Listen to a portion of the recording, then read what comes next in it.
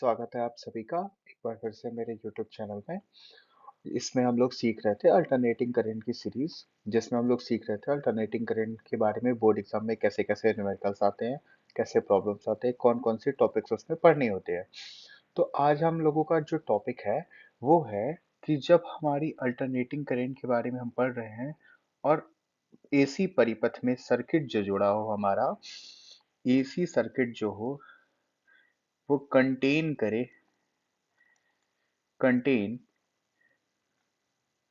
Inductor only. Inductor के बारे में आप सभी लोग जानते होंगे। नहीं जानते हैं तो इस वीडियो में हम उसके बारे में सीखेंगे। इस वीडियो में हम क्या देखेंगे कि जब हमारे पास कोई एसी परिपथ हो,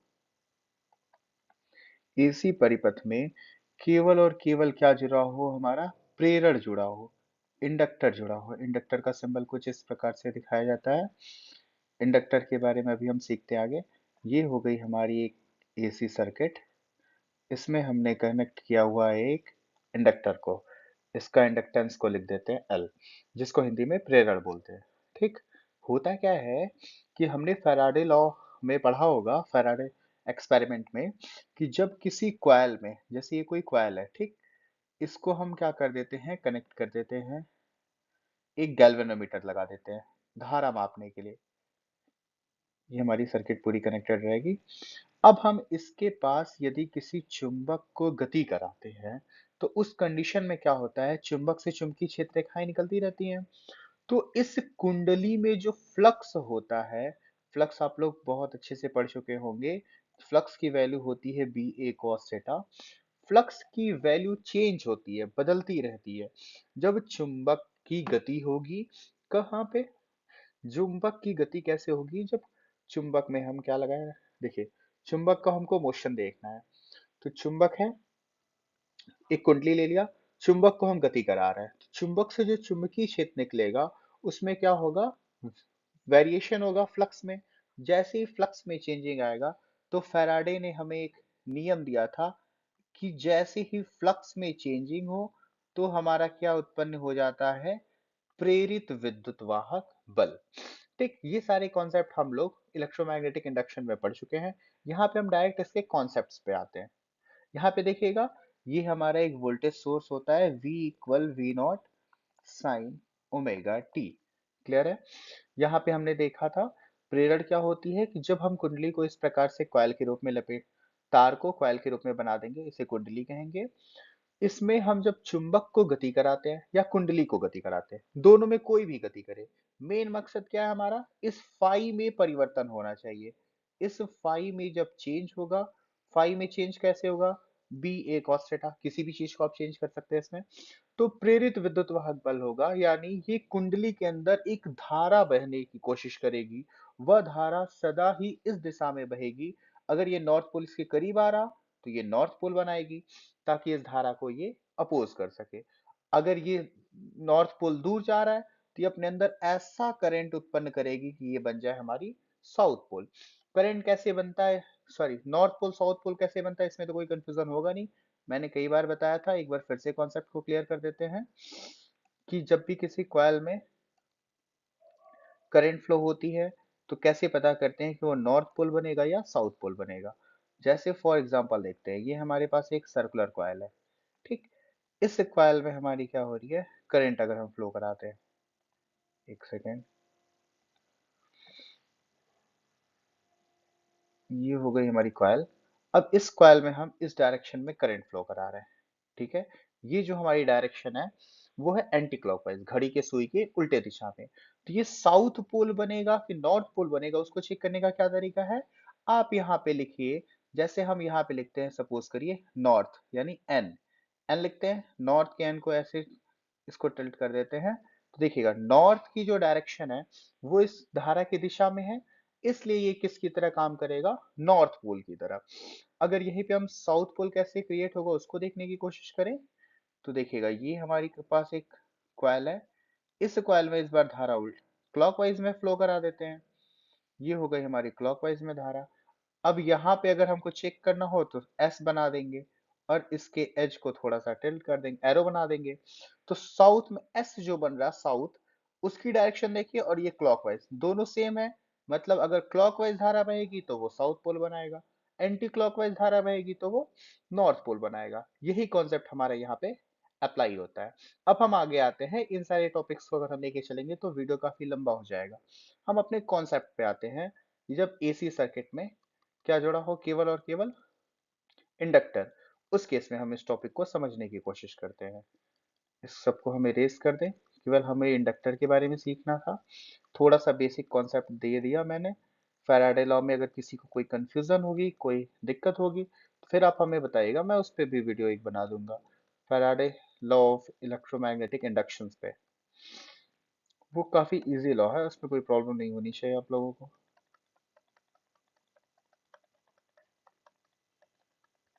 चलिए स्टार्ट करते हैं। अब देखिए, ये हो गया हमारी सर्किट जिसमें हमने एक वोल्टेज लगाया जिसकी वैल्यू क्या है, V naught sine omega T. अभी अभी हमने फैराडे लॉ से सीखा है कि अगर इस प्रकार की कुंडली में हम धारा के मान में परिवर्तन करेंगे तो क्या होगा, चुंबकीय क्षेत्र के मान में परिवर्तन होगा। भाई, करंट फ्लो के कारण ही तो हमारी चुंबकीय क्षेत्र उत्पन्न हो रही है, और स्टेड एक्सपेरिमेंट में हमने सीखा था। तो जैसे जैसे आप धारा को बदलेंगे, चुंबकीय क्षेत्र उत्पन्न होगा, चुंबकीय क्षेत्र बदलेगा। अगर चुंबकीय क्षेत्र बदलेगा तो फाई बराबर बी ए कॉस थीटा भी हमने पढ़ रखा था, तो फाई बदलेगा, और फाई बदलेगा तो ई बराबर minus D phi by D T उत्पन्न हो जाएगी। यहाँ तक के कॉन्सेप्ट हमारे क्लियर है। देखिएगा, 3 स्टेप है। सबसे पहला क्या हम कर रहे हैं, वोल्टेज लगा रहे हैं। वोल्टेज लगाएंगे तो करंट भी तो अप्लाई होगी। I is equal to I naught sine something, कुछ ना कुछ करंट अप्लाई होगी, धारा का मान बदलेगा। अगर धारा लगातार बदल रही है तो इस कॉइल में जो चुंबकीय क्षेत्र उत्पन्न होगा उसकी वैल्यू लगातार बदलेगी। और अगर चुंबकीय क्षेत्र बदलेगा तो फ्लक्स बदलेगा। फ्लक्स बदलेगा तो हमारा एक प्रेरित विद्युत वाहक बल हो जाएगा। ठीक। तो यहाँ के कॉन्सेप्ट को हम यहाँ पे अप्लाई करते हैं कि जैसे हम वोल्टेज लगाएंगे, करंट फ्लो होगी, करंट की वैल्यू बदलती रहेगी क्योंकि प्रत्यावर्ती धारा है। करंट अगर बदलेगा तो चुंबकीय क्षेत्र बदलेगा, चुंबकीय क्षेत्र बदलेगा तो फ्लक्स बदलेगा, फ्लक्स बदलेगा तो हमारा प्रेरित विद्युत वाहक बल होगी। तो टोटल इस पे एक हमारा प्रेरित विद्युत वाहक बल काम करेगा जिसकी वैल्यू होगी minus L D I by D T. इसके कॉन्सेप्ट को हम लोग पढ़े हैं स्वप्रेरण में। अगर इसमें कंफ्यूजन हो तो स्वप्रेरण गुणांक की एक बार टॉपिक को देख लीजिएगा, ये क्लियर हो जाएगा आपको कैसे आया। स्वप्रेरण गुणांक जो हम लोग सीखे थे, उस टॉपिक को हम यहाँ पे नहीं कवर करते हैं। स्वप्रेरण गुणांक को पढ़ेंगे तो ये क्लियर हो जाएगा, E equal minus L D I by T T कैसे आया। तो जब हमने एक लगा दिया वोल्टेज सोर्स, तो यहाँ पे क्या उत्पन्न हो जाती है, अलग से इंड्यूस्ड वोल्टेज, प्रेरित विद्युत वाहक बल। तो अब हम यहाँ पे किरचॉफ का लगाएंगे। किरचॉफ का वोल्टेज लॉ अगर लगाएं, इसको सॉल्व करना है ना, हमें करंट जानना रहता है, तो हम यहाँ पे क्या लिखेंगे, वोल्टेज प्लस एक और वोल्टेज है स्मॉल ई, यही दोनों तो वोल्टेज है, बाकी और कोई है नहीं, तो जीरो कर देते हैं। वोल्टेज की वैल्यू हमारी कितनी है, वोल्टेज की वैल्यू है v equal V naught sine omega T. E की वैल्यू कितनी है, minus L D I by D T बराबर जीरो। ये लाइन कैसे आई, कंफ्यूजन है, कोई दिक्कत नहीं। समेशन ऑफ v बराबर समेशन ऑफ आई आर पढ़ा है, कहाँ पढ़ा, किरचॉफ का दूसरा नियम, करंट वाले में। तो समेशन ऑफ v मतलब किसी परिपथ में जितने भी वोल्टेज लगे हों सबको जोड़ दीजिए, किसके बराबर होगा, जितना उसमें प्रतिरोध हो उसके संगत धारा के गुणनफल का। तो यहाँ पे कोई प्रतिरोध तो लगा नहीं है, तो यहाँ पे प्रतिरोध और धारा वाली वैल्यू को हमने जीरो कर दिया, सारे वोल्टेज को जोड़ दिया, क्लियर हो गया। अब इसको देखिएगा और आगे सॉल्व करते हैं तो ये हो जाएगा V naught sine omega T equals हो जाएगा एल, यहाँ पे हो जाएगा D I by D T. मेन हमने पहले ही बात किया था, चाहे कैपेसिटर जुड़ा हो, इंडक्टर जुड़ा हो या रजिस्टर, हमको एक ही काम करना है। वोल्टेज हमें गिवन होगा v equal V naught sine omega T, current की वैल्यू हम जानने की कोशिश करेंगे कि धारा किस अनुसार बदल रहा है। सेम काम यहाँ पे भी हमारा कॉन्सेप्ट है, हमको दे दिया है वोल्टेज की वैल्यू, अब भी हमें एक इक्वेशन भी पता चल गई है, यहाँ से हमको बस धारा की वैल्यू कैलकुलेट करनी है। तो देखिएगा, इसको और सॉल्व करने की अगर कोशिश करें तो D I by D T equals हो जाएगा वी नॉट ओवर यल, यहाँ पे हो जाएगा साइन ओमेगा टी। क्लियर है, इसमें कोई डाउट नहीं होना चाहिए। अब देखिएगा, यहाँ से हमको क्या निकालनी है, करंट, तो इसको इंटीग्रेट कर देते हैं, इसको ऐसे भी लिख सकते हैं डी आई बराबर V naught over L sine omega T of D T, लिख सकते हैं, डी टी को इधर मल्टीप्लाई कर दिया। अब हम इसको क्या करते हैं, इंटीग्रेट करते हैं। ओके, अब हम इसको इंटीग्रेट करते हैं, डी आई को इंटीग्रेट कर देंगे, ये हो जाएगा वी नॉट ओवर यल, ये हो जाएगा आपका sign omega T D T. दोनों पक्षों का समाकलन करेंगे तो जितनी भी धारा है जीरो से लेके आई धारा तक, वो सारी धाराओं को ये इंटीग्रेशन ऐड कर देगा। आइए देखते हैं अब इस धारा को हम इंटीग्रेट करेंगे तो वैल्यू क्या मिलेगी। जहां पे देखिएगा हमारी धारा की वैल्यू क्या है, integration of D I equals integration of V naught by L sine omega T of T T. ये तक का कॉन्सेप्ट है। डी आई को इंटीग्रेट करेंगे तो ये हमें आई दे देगा, वी नॉट वोल्टेज का शिखर मान, नियत है नहीं बदलेगा, यल नियत है नहीं बदलेगा, इंटीग्रेशन क्या हो जाएगा, sign omega T of D T. ठीक, कॉन्सेप्ट फिर से रिवाइज करते हैं। साइन ओमेगा टी या साइन थीटा का समाकलन क्या होता है, साइन थीटा का समाकलन होता है माइनस कॉस थीटा। क्लियर, यही वैल्यू यहाँ पे पुट करेंगे तो आई इक्वल्स हो जाएगा V naught over L, sine omega T है, समाकलन क्या आएगा आपका, कॉस आएगा, ओमेगा टी आएगा लेकिन माइनस साइन के साथ आएगा। क्लियर हो गया। साथ में ओमेगा एक्स्ट्रा टर्म है ना, एक्स्ट्रा टर्म से क्या होती है, हमेशा डिवाइड होती है।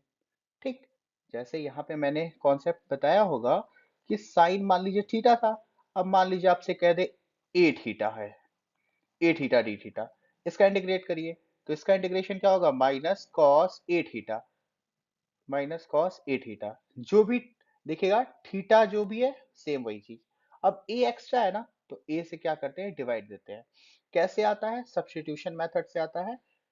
इसमें क्या करते हैं, ए थीटा को हम टी के बराबर मानते हैं, फिर इंटीग्रेशन का प्रोसेस करते हैं। ये अगर आप बोर्ड एग्जाम में इसको डायरेक्ट लिख देते हैं तब भी आपको इसमें कोई प्रॉब्लम नहीं है, आपको फुल मार्क्स मिलते हैं। यहां तक हो गया। अब देखिएगा इसको क्या करते हैं, आई इक्वल्स हो जाएगा V naught over omega L, इसकी वैल्यू क्या आ गई हमारी, माइनस कॉस ओमेगा टी। अब देखिएगा कॉस ओमेगा टी है, वोल्टेज हमारा साइन में है, दोनों में रिलेशन हमको देखना है, तो कॉस ओमेगा टी को चेंज करेंगे। कैसे चेंज करेंगे, देखिएगा आई इक्वल्स, माइनस को बाहर निकाल लेते हैं, इसको लिख देते हैं वी नॉट, और इस देखिएगा कॉस ओमेगा टी को हम लिख सकते हैं साइन, इसको लिख सकते हैं पाई by to minus omega T. कैसे आया, साइड में आते हैं, साइड में आते हैं, हमने पढ़ रखा है कि साइन में 90 माइनस थीटा जो होता है वो कॉस थीटा के इक्वल होता है, पढ़ चुका है। वही फॉर्मूला हमने यहाँ पे अप्लाई किया।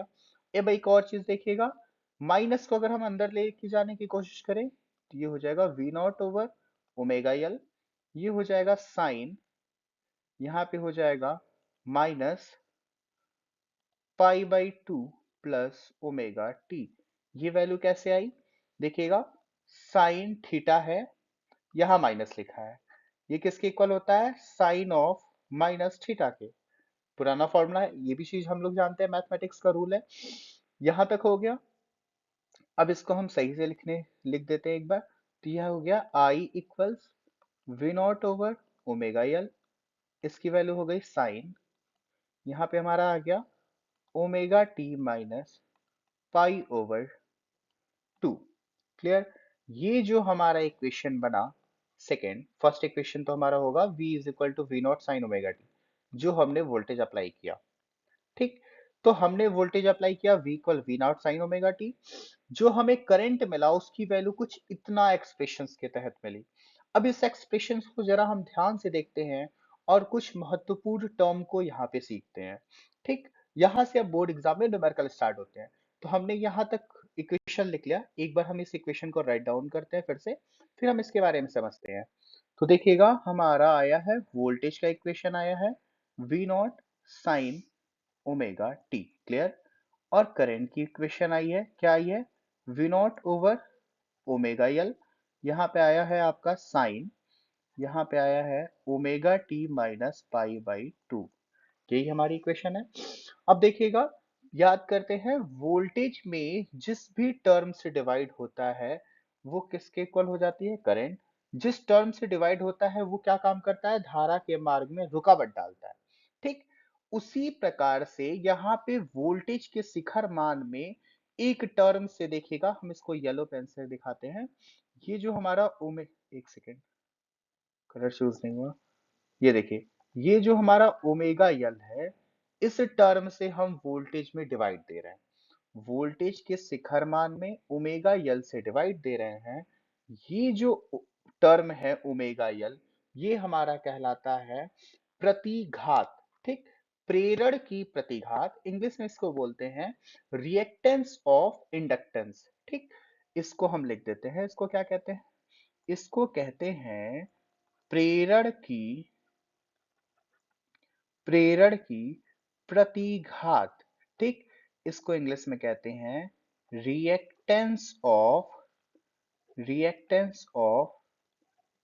इंडक्टर।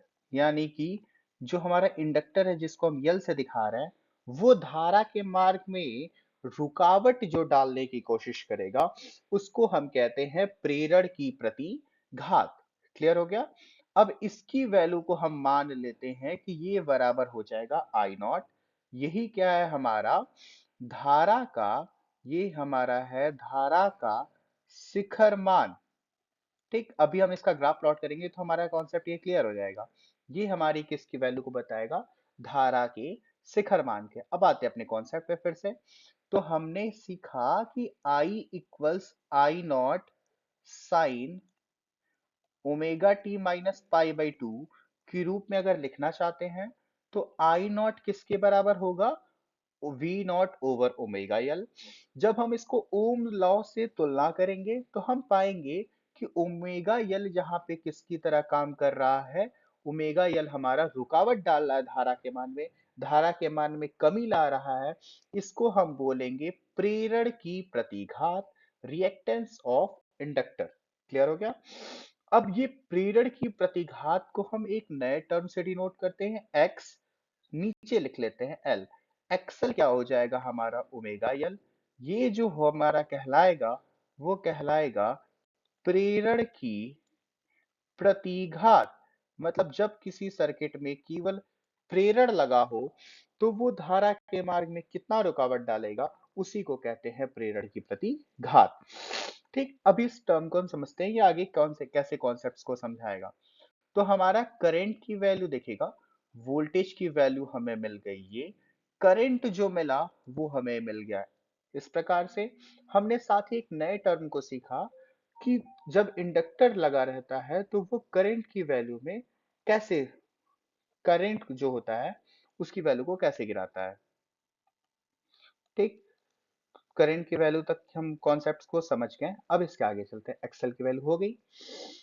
यहाँ पे देखिएगा, जो हमारा वोल्टेज है और जो हमारा करंट है, दोनों के समीकरण लगभग सेम है, लेकिन दोनों की कला में अंतर है। कला फिर से याद करिएगा, इससे पहले वाले लेक्चर में हमने बताया था कि साइन के आगे का जितना कोण होता है वह उसकी कला कहलाती है।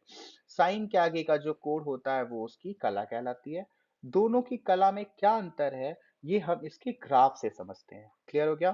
फिलहाल एक्सेल के बारे में हम दो तीन जानकारियां और ले लेते हैं। एक्सेल बराबर हमारा एक और फॉर्मूला बन सकता है, इसकी वैल्यू हो सकती है 2 पाई एफ इंटू यल। कॉन्सेप्ट हमको याद है, ओमेगा की वैल्यू हमको याद है कितनी इक्वल होती है? 2 पाई एफ के। अब न्यूमेरिकल पूछ सकता है कि हमने एक वोल्टेज सोर्स लगा दिया और इसमें एक प्रेरक लगा दिया। अब देखिएगा, बोर्ड एग्जाम में क्वेश्चन बना रहा है, वो पूछ कह दिया कि 50 हर्ट्ज की, अब आपसे बोर्ड एग्जाम में कह दिया कि 50 हर्ट्ज की एक वोल्टेज सोर्स लगा है, यानी आवृत्ति दे दिया। कह रहा है कि ये जो प्रेरण है उसकी वैल्यू सपोज करिए 50 हेनरी है। अब आपसे क्वेश्चन कह दिया कि इसका प्रतिघात निकालिए, तो आप तुरंत लिखेंगे एक्सएल इज इक्वल टू क्या हो जाएगा? ओमेगा यल। ओमेगा की जगह 2 पाई एफ यल। यहां से आप कैलकुलेट कर ले जाएंगे कि जो हमारा प्रेरण होगा, इंडक्टर होगा, वो कितना धारा के मान में रुकावट डालेगा। क्लियर हो गया? अब देखिएगा यहाँ पे एक और कॉन्सेप्ट, एक्सएल की वैल्यू आवृत्ति की डायरेक्टली प्रोपोर्शनल है। एक्सएल डायरेक्टली प्रोपोर्शनल टू है किसके? एफ के, आवृत्ति के। जैसे जैसे आवृत्ति बढ़ेगा एक्सएल की वैल्यू बढ़ेगी। मतलब अगर आप 50 हर्ट्ज की जगह 100 हर्ट्ज आवृत्ति वाली लाइट को लगाएंगे तो प्रेरण जो होगा वो ज्यादा अपना क्या करेगा, प्रतिघात लगाएगा, मतलब धारा के मान में रुकावट ज्यादा डालेगा। अगर आप कोई ऐसा लाइट लगाएं, कोई एक ऐसा वोल्टेज सोर्स लगाएं जिसकी आवृत्ति हो 0, तो यक्सएल की वैल्यू कितनी हो जाएगी, एक्सएल की वैल्यू होती है 2 पाई एफ एल, एफ की जगह 0 रख देंगे, पूरी वैल्यू आ जाएगी 0। मतलब इस कंडीशन में एक्सएल धारा के मान में कोई रुकावट नहीं डालेगा, अर्थात जब किसी प्रेरण को किससे जोड़ दिया जाए, किसी डीसी सोर्स से, डीसी सोर्स से, तो डीसी की आवृत्ति तो 0 होती है, तो इसका जो प्रतिघात होगा वो 0 आएगा, यानी ये धारा के मार्ग में कोई रुकावट नहीं डालेगी। क्यों नहीं डालेगी, इसका कॉन्सेप्ट समझ लेते हैं। देखिएगा, धारा के मार्ग में रुकावट कैसे डाल रही है, धारा के मार्ग में रुकावट इसीलिए डाल रही है क्योंकि ये फैराडे का दूसरा नियम पढ़ रखी है। फैराडे का दूसरा नियम कहता है E बराबर minus D five by D T. ठीक, तो जब यहाँ पे हमने वोल्टेज लगा दिया और तो इससे कुछ ना कुछ धारा आई, सपोज करिए 2 एम्पियर, तो 2 एम्पियर की फिक्स धारा आई ना। जब धारा का मान नियत है तो इसके अंदर जो चुंबकीय क्षेत्र उत्पन्न होगा, जो बी होगा, वो क्या हो जाएगा, नियत। बी का मान नहीं बदलेगा, क्षेत्रफल नहीं बदलेगा, तो फ्लक्स की वैल्यू भी नहीं बदलेगी। जब फ्लक्स नहीं बदलेगा तो ई की वैल्यू 0 हो जाएगी, क्योंकि नियत चीजों का समाकलन शून्य हो जाता है। जब ई 0 हो जाएगी तो धारा के मार्ग में कोई रुकावट नहीं डालेगा। इस कॉन्सेप्ट को आप लोग जरूर समझ लीजिएगा कि जब प्रेरण में एसी सोर्स लगाएंगे, यानी प्रत्यावर्ती धारा लगाएंगे, तो धारा के मार्ग में रुकावट डालेगा। डीसी सोर्स लगाएंगे तो धारा के मार्ग में कोई रुकावट नहीं डालेगा। मैथमेटिक्स तो तुरंत प्रूफ कर दी फॉर्मूले से, फ्रीक्वेंसी 0 रखेंगे तो इसकी प्रतिघात 0 हो जाएगी, धारा के मार्ग में कोई रुकावट नहीं। फिजिक्स क्या कहती है, जब एसी होगा तो धारा का मान लगातार बदलेगा, धारा का मान लगातार बदलेगा तो क्या बदल जाएगा, चुंबकीय क्षेत्र, चुंबकीय क्षेत्र बदलेगा तो फ्लक्स बदलेगा। और देखिए, चुंबकीय क्षेत्र बदला तो फ्लक्स, फ्लक्स बदला तो ईएमएफ। जैसे ही ये ईएमएफ आ गई, तुरंत धारा के मार्ग में रुकावट डाल देगा। यहां तक के कॉन्सेप्ट्स तो हमें क्लियर हो गए कि जब प्रेरण को हम यूज करना होगा, एसी से यूज करेंगे, तो जितनी ज्यादा फ्रीक्वेंसी होगी उतना ज्यादा ये रुकावट डालेगा। क्लियर। जब हम इसको डीसी से यूज करेंगे तो ये कोई रुकावट धारा के मार्ग में नहीं डालेगा। अब रही कॉन्सेप्ट कि इसकी ग्राफ को कैसे समझते हैं, ये जो हमने इक्वेशन पाए हैं दोनों, फर्स्ट और सेकंड, इसका मीनिंग क्या है, यहाँ पे ये -π/2 क्या आया, इसका क्या कॉन्सेप्ट है। तो ग्राफ प्लॉट करके इस चीजों को समझते हैं, देखते हैं। अब इस चीजों को हम समझने के लिए हम यूज करते हैं, हमने पाया है अभी वोल्टेज का समीकरण V not sine omega T. पूरी कॉन्सेप्ट समझ में आ चुकी है, कोई दिक्कत नहीं है यहाँ पे। I इक्वल हमने पाया I नॉट, साइन पाया, यहाँ पे हमने पाया है omega T minus pi by 2। जानकारी के लिए फिर से एक बार रिवाइज कर देते हैं। I नॉट क्या है, धारा का शिखर मान, किसके बराबर होगा, V not over omega L, या फिर इसको लिख दे V not over x L. बिल्कुल याद करिए ओम्स लॉ, आई बराबर V बटे आर, तो यहाँ पे आर की जगह क्या होगा, एक्सएल। क्या काम करेगा, धारा के मार्ग में रुकावट, कॉन्सेप्ट वही रहेगा। एक्सएल को क्या कहते क्या है, प्रेरण की प्रतिघात, यानी प्रेरण के द्वारा कितनी धारा रोकी जाएगी वो बताएगा। क्लियर हो गया। इसके अलावा हम लिख लेते हैं इसको, एक्सएल क्या होती है, ओमेगा एल, जिसकी वैल्यू होती है 2 पाई एफ एल। कॉन्सेप्ट हमने क्या सीखा था कि जब एसी सोर्स में जोड़ेंगे, एसी सोर्स में जोड़ेंगे तो एक्सएल की वैल्यू नॉन जीरो होगी, मतलब जीरो नहीं होगी, मतलब कुछ ना कुछ धारा के मार्ग में रुकावट डालेगा। जब इसको डीसी से जोड़ेंगे तो एक्सएल की वैल्यू जीरो होगी, धारा के मार्ग में कोई रुकावट नहीं डालेगा। अब यहां तक के कॉन्सेप्ट्स के बाद हम इसका ग्राफ प्लॉट करते हैं, इन सारी चीजों को हम इरेज करते हैं, इसके ग्राफ पे आते हैं हम लोग। इसका ग्राफ का कॉन्सेप्ट भी बहुत इजी है, आप लोग बहुत आसानी से समझ सकते हैं। सबसे पहले कला और कलांतर हमें बहुत अच्छे से आना चाहिए। पिछले लेक्चर्स में मैंने, पिछले वीडियो में जब मैंने केवल प्रतिरोध को जोड़ा है तो मैंने उसमें सिखाया है कला क्या होती है, कलांतर क्या होती है। तो सबसे पहले देखिए कि जो कला है, किसकी कला, वोल्टेज की, उसकी वैल्यू क्या है, ओमेगा टी। नहीं भी आता कोई दिक्कत नहीं है। जो भी साइन के आगे का पार्ट दिख जाए, यानी साइन के आगे जो कोण होता है ना, जितना भी कोण दिख जाए, कितना दिखा, ओमेगा टी, वही उसकी क्या कहलाएगी, कला कहलाएगी, वही उसकी क्या कहलाएगी, कला। क्लियर। फिर निकालेंगे कला किसकी, करंट की, यानी धारा की। तो धारा की कला क्या है, omega T minus pi by two.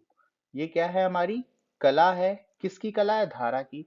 अब दोनों के कला में अंतर निकाल लेते हैं, five V minus five C. तो क्या हो जाएगा, omega T minus pi by two. अब इसको सॉल्व कर लेते हैं, तो ये हो जाएगा ओमेगा टी। ठीक, यहाँ पे इसको करते हैं, तो ये, एक सेकेंड, तो ये हो जाएगा minus omega T plus pi by two. Omega T से omega T cancel, total value आ गई पाई बाई टू।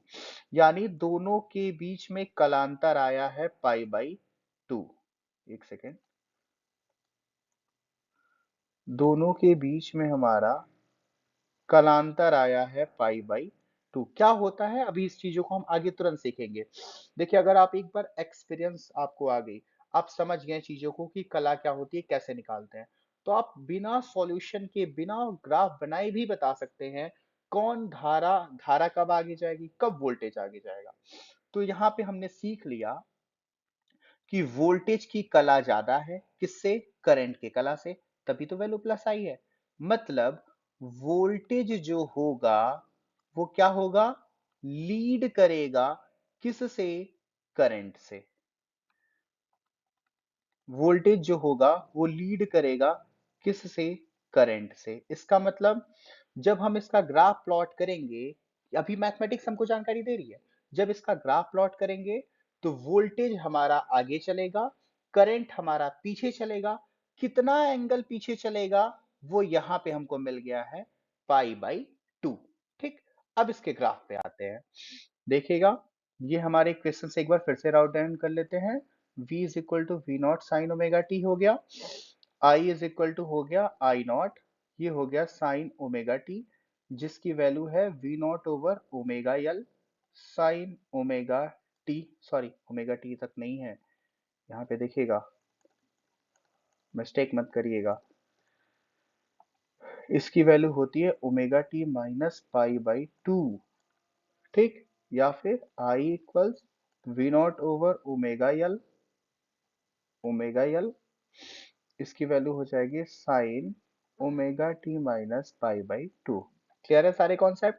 अब हम ग्राफ प्लॉट की तरफ चलते हैं।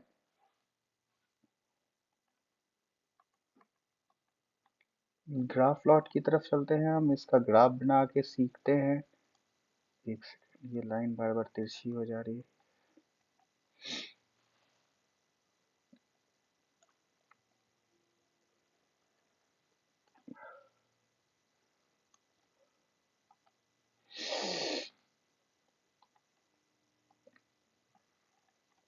चलिए, यहाँ पे हम कॉन्सेप्ट समझने भर की लाइन हमने खींच दी, बाकी आप लोग इस लाइन को सही से ड्रॉ करिएगा। ये हो गई हमारी एंगल, या फिर आप कह दे टाइम एक्सेस। ये हो गई हमारी,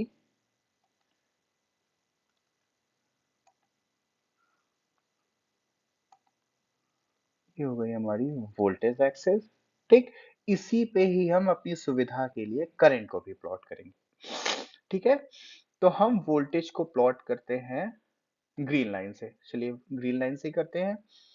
वोल्टेज में क्या देखिए, यहाँ पे टाइम हमारी जीरो है, यहाँ पे हमारी टाइम कितनी हो गई, एज यूजुअल पूरा पुराना कॉन्सेप्ट है, टी बाई फोर।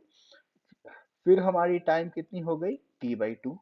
फिर हमारी टाइम कितनी हो गई, थ्री टी बाई फोर। फिर हमारी टाइम कितनी हो गई, कैपिटल टी। तो हमें पता है, जब हमारी ये वोल्टेज का ग्राफ हम लोग प्लॉट करते हैं, तो टी बाई फोर टाइम पे हमारी वोल्टेज की वैल्यू मैक्सिमम होती है, टी बाई टू पे हमारी वोल्टेज की वैल्यू मिनिमम होती है, सॉरी, जीरो होती है। थ्री टी बाई फोर पे हमारी वैल्यू मिनिमम होती है, निगेटिव में आ जाती है। इसको थोड़ा सा साइड में कर दें,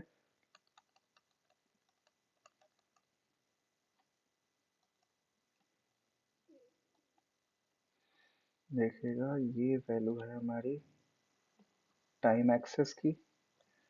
ठीक, यहाँ से ये हमारी ग्राफ कुछ इस प्रकार से बनती है। ये हमारी वैल्यू हो जाती है 3t/4 की। ये हो गई हमारी वोल्टेज। आप लोग मेरे ग्राफ पे मत जाइएगा, आप लोग ग्राफ को सही प्लॉट करिएगा। वैल्यूज मैं सही दिखा रहा हूँ यहाँ पे। ये हो गई हमारी -V0 धारा का शिखर मान ऋणात्मक दिशा में। ये हो गई हमारी प्लस का V0 धारा का शिखर मान धनात्मक दिशा में। पुराना कॉन्सेप्ट है, ये चीजें आप लोग पहले से जानते हैं। वोल्टेज में देखिएगा V equal to V0 sine omega T, कई बार इस ग्राफ को हम पढ़ चुके हैं, इसलिए हमने इसको डायरेक्ट प्लॉट कर दिया। अब हम बात आती है इंपॉर्टेंट हमारी करंट की। ठीक है, सबसे पहले हम यहां से स्टार्ट करते हैं करंट को देखने की। तो जब हमारी टाइम की वैल्यू 0 हो तो करंट की वैल्यू कितनी होगी? तो I बराबर हो जाएगा, इसको I0 ही रहने देते हैं, इसको लिख देते हैं साइन। अब देखिएगा ओमेगा स्मॉल टी की वैल्यू 0 -π/2। क्लियर है? अब इसको सॉल्व करते हैं तो ये हो जाएगी I बराबर I0, इसकी वैल्यू हो जाएगी साइन -π/2। अब देखिएगा sine minus theta minus sine theta पहले आ जाएगा, तो I बराबर हो जाएगी -I0 साइन π/2। अब इसकी वैल्यू हो जाएगी, I की वैल्यू हो जाएगी -I0, क्योंकि साइन 90 की वैल्यू 1 होती है। मतलब जब समय का मान शून्य है तो धारा अपनी कितनी वैल्यू दे रही है? I0 नहीं, -I0। मतलब जब समय का मान शून्य तो धारा अपने शिखर मान पर होगा, जिसकी वैल्यू होगी -I0। अब एज यूजुअल I0 की वैल्यू हमने V0 से कम क्यों ली? क्योंकि I0 का फॉर्मूला है V0 बटे क्या है, XL या फिर V0 बटे ओमेगा एल। V0 में कुछ ना कुछ टर्म से डिवाइड दे रहे हैं, इसलिए ये हमेशा V0 से कम आएगी, इसलिए हमने I0 को ऊपर बनाया है। क्लियर हो गया? I0 को नीचे बना देंगे तो गलत हो जाएगा। ठीक, तो जब समय का मान 0, धारा की वैल्यू यहां पर होगी। अब हम देखते हैं जब समय का मान T/4 है, यानी इस टाइम पे करंट की वैल्यू कितनी है। तो पहले इसको इरेज करते हैं, फिर हम इसको सॉल्यूशन निकालते हैं। देखिएगा ये वाली वैल्यूज भी बहुत आसान है, आप लोग तुरंत कैलकुलेट कर लेंगे इस चीजों को। एक बार कॉन्सेप्ट समझ गए तो फिर ये कॉन्सेप्ट कभी नहीं भूलेगा। बहुत ही इसमें मैथमेटिक्स है, बस बेसिक मैथमेटिक्स है जो आप लोग बहुत अच्छे से जानते हैं। डरना नहीं है, ये थोड़ा सा बस मैथमेटिकल पोर्शन है। कॉन्सेप्ट एक बार याद रखेंगे तो ये टॉपिक आपका बहुत आसान लगेगा। अल्टरनेटिंग करें, ओके। चलिए अब हम चलते हैं, अब हमें टाइम की वैल्यू को चेंज करना है। अब हमें टाइम जो है 0 नहीं रखना है, टाइम हमें 0 नहीं रखना है। अब हमें रखना है टाइम की वैल्यू T/4। ठीक है, रखते हैं। I is equal to I0 हो जाएगा, साइन हो जाएगा ओमेगा, यहाँ पे देखिएगा कैपिटल T ही रहने देते हैं, सॉरी, ओमेगा टी। तो ओमेगा की जगह रख देते हैं 2π/T, कोई प्रॉब्लम नहीं। स्मॉल टी समय है, कितने समय पे हम निकालना चाह रहे हैं? T/4 पर निकालना चाह रहे हैं, तो कैपिटल T/4 -π/2 कर दीजिए। देखिएगा T से T कैंसिल आउट, ये 2 से 1 2 चांस में कैंसिल होगा, तो आएगा I इक्वल्स I0 आएगा, यहाँ पे हो जाएगा साइन, ये वैल्यू हो जाएगी π/2 -π/2, यानी हो जाएगी I इक्वल्स I0, ये हो जाएगी साइन 0। साइन 0 की वैल्यू 0 मीन्स इस समय हमारी करंट की वैल्यू कितनी हो जाएगी? इस समय करंट की वैल्यू हो जाएगी 0। क्लियर हो गया? अब हम देखते हैं T/2 पर। तो सिमिलरली इसी पैटर्न पे आप यहाँ पे टाइम को आप चेंज करेंगे, टाइम की जगह आप रख देंगे T/2 पर, तो आपको T/2 टाइम पे मिल जाएगा। देख बहुत आसान सा कैलकुलेशन है, बिल्कुल भी इसमें घबराना नहीं है, बस कैलकुलेशन सही करिएगा। कैलकुलेशन अगर गलत किए तो ग्राफ की वैल्यू पूरी नेचर गलत हो जाएगा।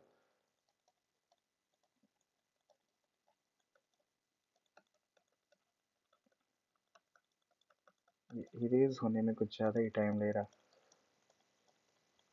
ठीक है, देखिएगा अब हम टाइम को चेंज कर देते हैं। अब हम टाइम को रख देते हैं T/2। ओमेगा टी -π/2 होता ही है, ये हो जाएगी I इक्वल्स I0, यहाँ पे हो जाएगा साइन ओमेगा की जगह 2π/T। स्मॉल टी की वैल्यू कितनी है? Capital T/2 -π/2। क्लियर है? T से T कैंसिल, 2 से 2 कैंसिल, तो मिलेगा आपको I इक्वल्स I0, यहाँ पे हो जाएगा साइन यहाँ पे देखिएगा सारी वैल्यू कैंसिल हो गई है, pi minus pi by to बच जाएगा। तो यहाँ पे हो जाएगी आई इक्वल्स आई नॉट, यहाँ पे हो जाएगी साइन, इसकी वैल्यू आ जाएगी पाई बाई टू। देखिएगा पाई बाई टू प्लस में है, साइन 90 की वैल्यू 1, तो आई की वैल्यू अब मिल जाएगी आपको आई नॉट लेकिन प्लस साइन के साथ। मीन्स जब समय का मान t बाई टू है, अब करंट की वैल्यू जो होगी वो पॉजिटिव डायरेक्शन में मैक्सिमम होगी, और इस मैक्सिमम वैल्यू को हम क्या नाम देते हैं, प्लस का आई नॉट। देखिएगा ग्राफ, एक सेकेंड, इसको इंक को हम चेंज कर दे वरना कंफ्यूज हो जाएंगे आप लोग। इसको देखिएगा, इसको हम सॉलिड लाइन से कर देते हैं। ये वैल्यू हो गई हमारी आई नॉट। क्लियर है? अब आगे चलते हैं। टाइम की वैल्यू अब हमें कितना देखना है, 3t/4। तो यहाँ पे देखिएगा सारा प्रोसेस वही रहेगा। टाइम को हम चेंज करते हैं,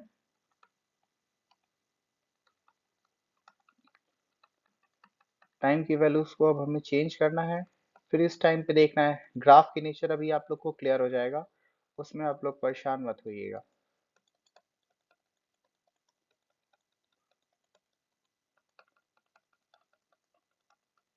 देखिएगा ये वैल्यूज तो हम बता देते हैं, नेक्स्ट वैल्यूज आप लोग खुद से ट्राई करिएगा। नेक्स्ट वैल्यू का हम ग्राफ डायरेक्ट प्लॉट कर देंगे।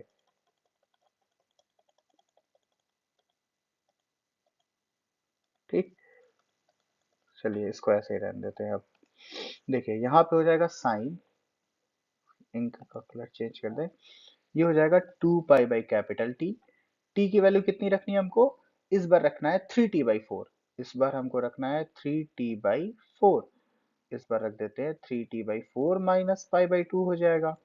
टी से फिर से टी कैंसिल, ये हो जाएगा टू चांस में कैंसिल, तो I equal I naught sign हो जाएगा।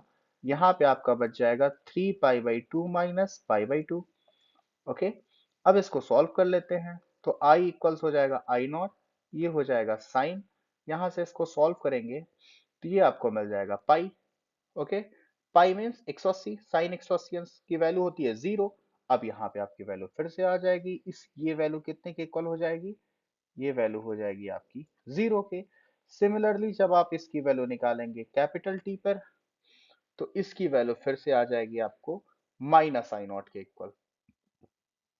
ठीक, ये ग्राफ अब ऐसे आगे ही चलता चला जाएगा। तो इन दोनों ग्राफ में ये रेड वाली लाइन को अगर हम छोड़ दें,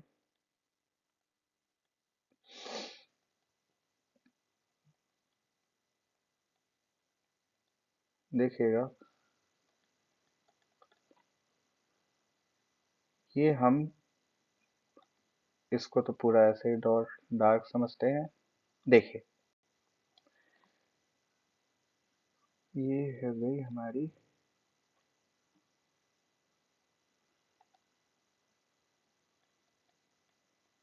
देखिए ये करंट की मैक्सिमम, ये करंट की निगेटिव डायरेक्शन में हो गई हमारी मिनिमम वैल्यू।